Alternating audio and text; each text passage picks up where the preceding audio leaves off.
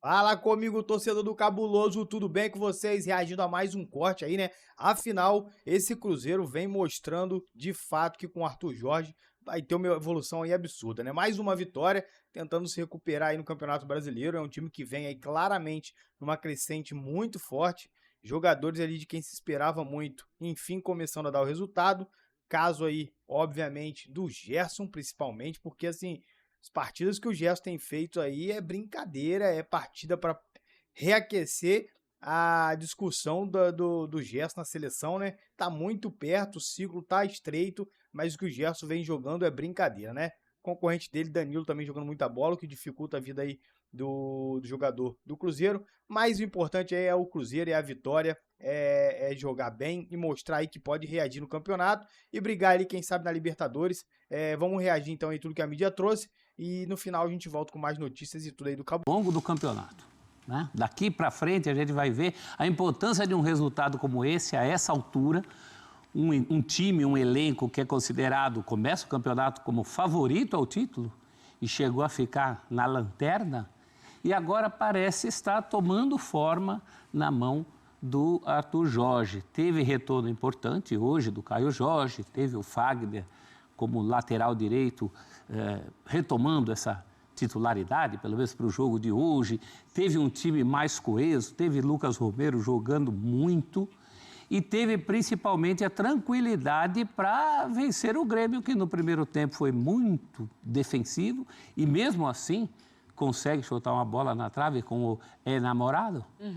E passou por alguns momentos difíceis do jogo, mas o mais importante foi isso, o resultado, né? Teve mais a bola, à exceção do... Aí o resultado já feito, o Grêmio foi mais para o desespero, mas o Cruzeiro teve sempre mais a bola que o Grêmio. Curiosamente, acaba decidindo o resultado em contra-ataque, mas foi uma partida, eu diria, a partida mais confiável do Cruzeiro no Campeonato Brasileiro e também com o agravante do que você lembrou. Vinha de um fiasco em competição internacional. Então foi muito importante para esse momento do Cruzeiro essa respirada. A tendência é que esse time cresça e em crescendo não voltará à zona de rebaixamento.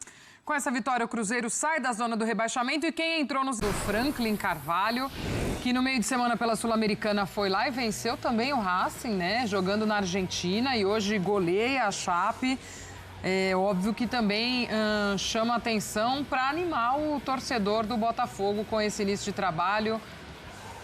O Franklin Carvalho. Olha a enfiada de bola do Danilo. Eu parei porque eu ia falar outro que também jogou muita bola hoje, Danilo, e está jogando, já pedindo demais, né, o seu passaporte para Ancelotti. O primeiro gol já tinha sido uma jogadaça do Danilo que originou o escanteio. A gente está vendo o Edenilson fazer de cabeça, ele vai fazer 2 gols nesse jogo. A Chape desconta no fim do primeiro tempo.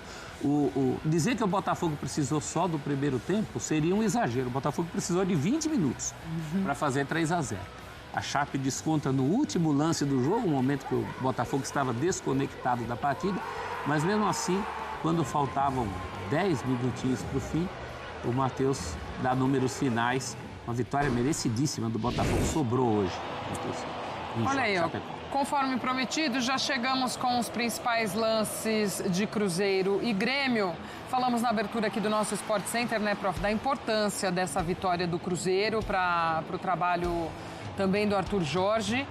Mas do lado do Grêmio também já começa a causar um certo incômodo, já começa a haver pressão também para cima do trabalho do Luiz Castro. O Castro já estava ouvindo antes, imagina agora. Esse é talvez o melhor lance do Grêmio, né? A bola do enamorado na trave. Um pouquinho antes a gente viu o Matheus Pereira botando o Everton para trabalhar. O Everton pegou boas bolas. Um Cruzeiro mais decidido o jogo inteiro, né, Glaucia? E mais confiável também. Acho que o torcedor que foi hoje ao Mineirão e talvez tenha ido menos gente do que poderia ir, justamente por causa da decepção de meio de semana.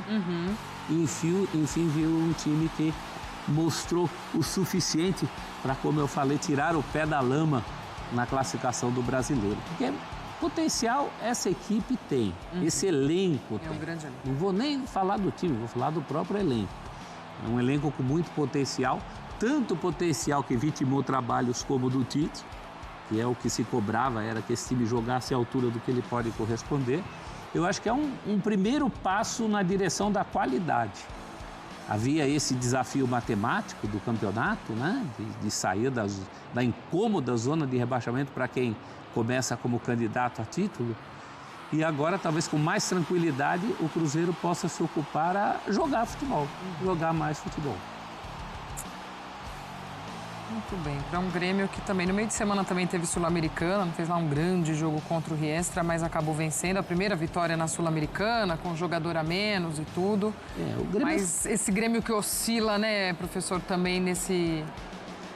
Fez um segundo tempo melhor que o primeiro. Acho que perdeu muito tempo do primeiro especulando com o empate.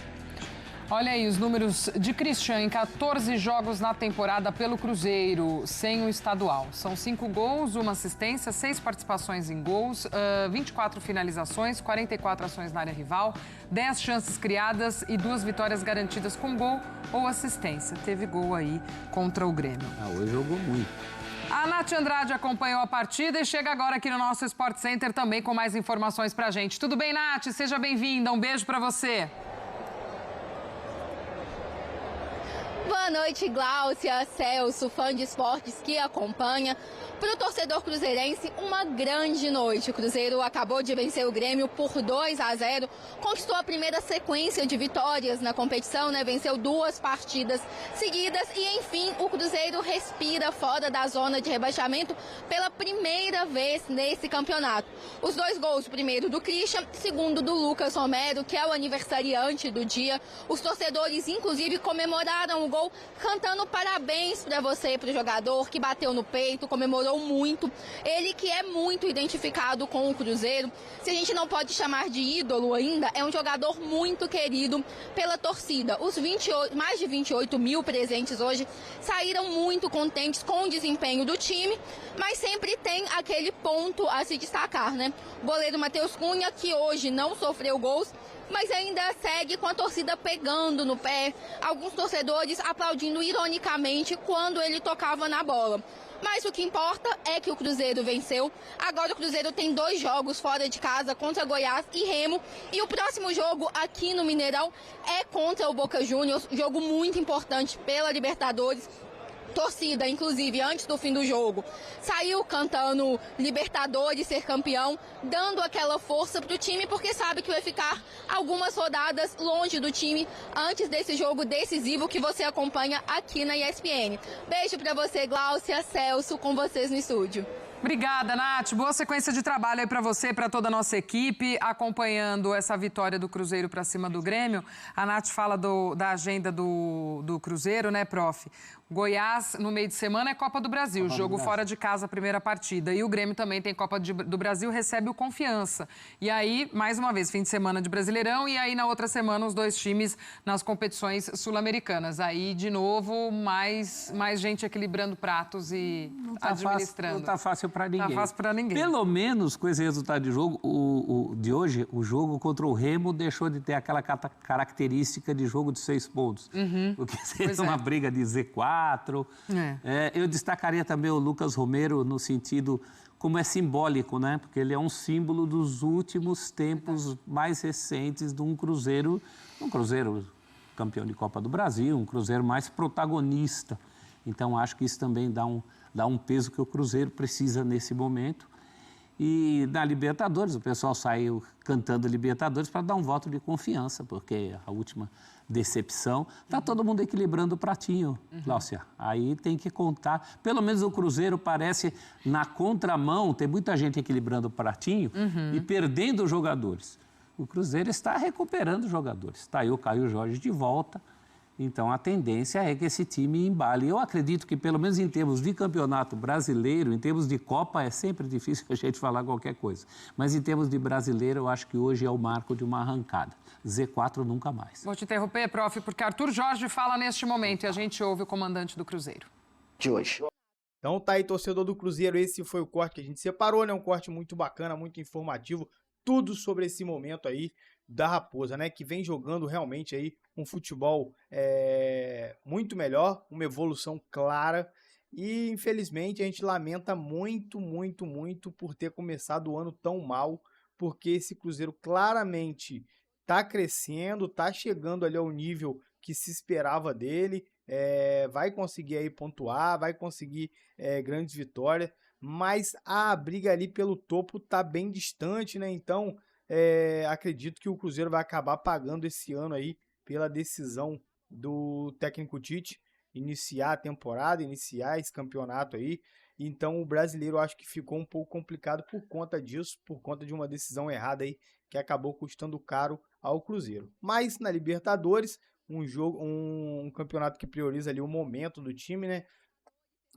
O Cruzeiro pode chegar muito bem, principalmente porque a gente vê esse time aí bem aguerrido, lutando, o torcedor tá feliz com o time, porque é um time ali que se entrega, cria bastante, poderia ter feito até mais gols ali contra o Grêmio, acabou desperdiçando algumas oportunidades, mas assim, foi um grande jogo, foi uma grande exibição aí do Cruzeiro, que não sofreu praticamente nenhum risco, jogo controlado, então mostra aí o tamanho da evolução desse time na mão do Arthur Jorge, né? Teve essa renovação dele aí, inclusive, que o pessoal ficou meio sem entender muito, né? Do nada, uma renovação, não é comum, mas não sei, a gente não sabe o que acontece nos bastidores, né? Mas para comando do time aí, para o Cruzeiro que a gente quer ver, acredito que o Arthur Jorge está conseguindo aí entregar esses resultados em bem pouco tempo, né? Mas tá aí, torcedor, esse é o corte, espero que vocês tenham curtido.